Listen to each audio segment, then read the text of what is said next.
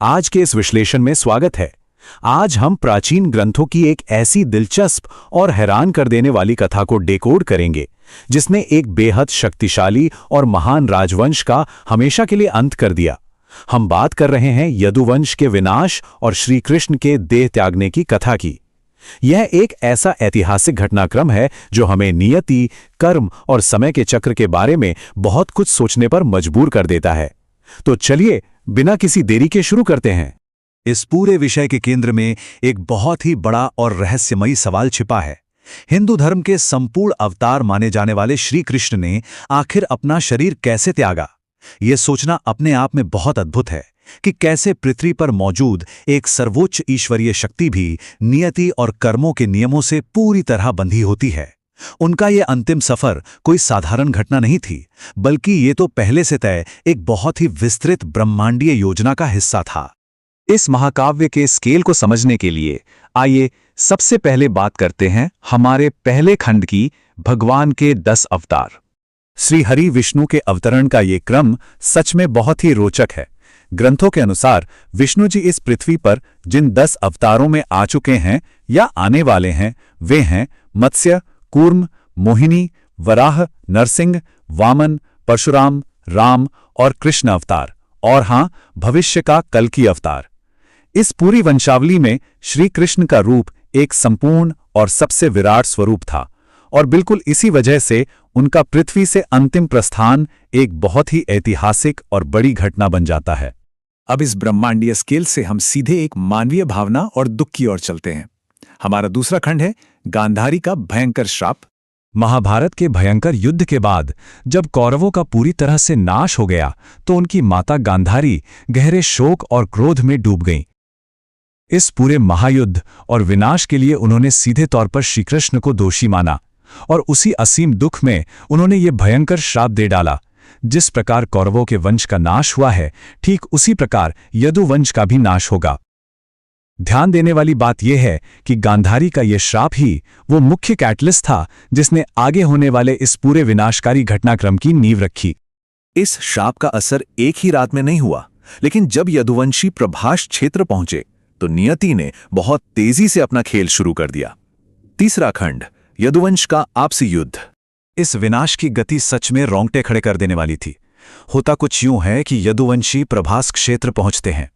वहां कुछ दिनों बाद सात्यकी और कृतवर्मा के बीच अचानक एक भयंकर विवाद भड़क उठता है।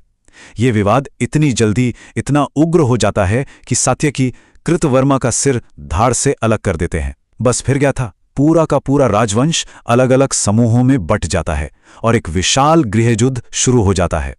जो लोग कभी एक परिवार थे, जो गहरे मित्र थे, जैसे श्री कृष्ण के पुत्र प्रद्युम्न और उनके मित्र सात्यकी, वे सभी इस भयानक और बेकाबू लड़ाई में एक दूसरे को मारने लगे।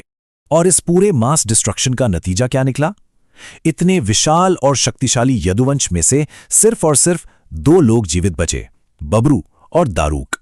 ये विनाश इतना पूर्ण और हृदय विदारक था कि इसे देखकर श्री कृष्ण के बड़े भाई बलराम जी ने भी अपार दुख में अपनी देह त्याग दी।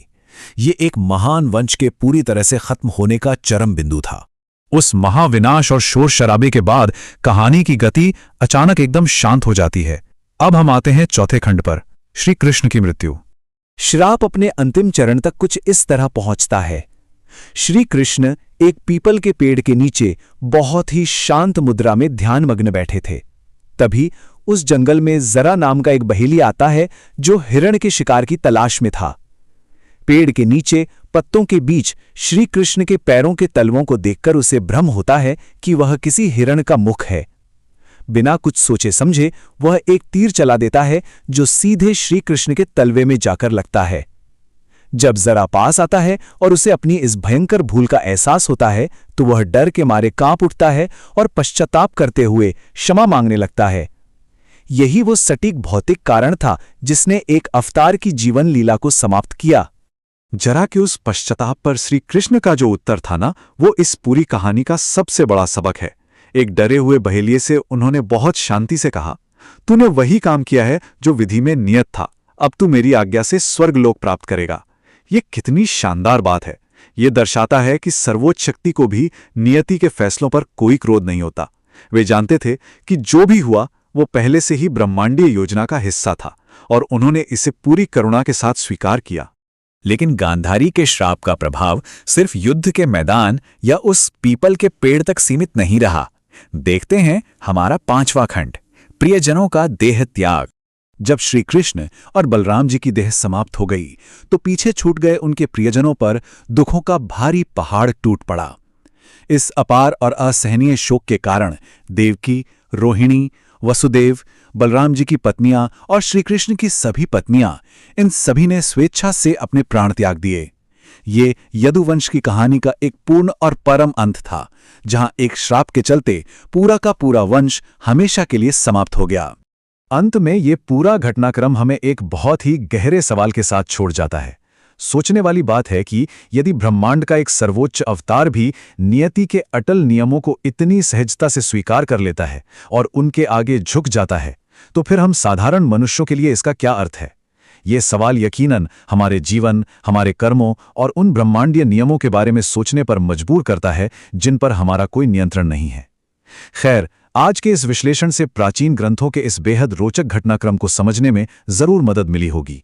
आगे भी हम ऐसे ही ज्ञानवर्धक और रहस्यमयी विषयों को डिकोड करते रहेंगे।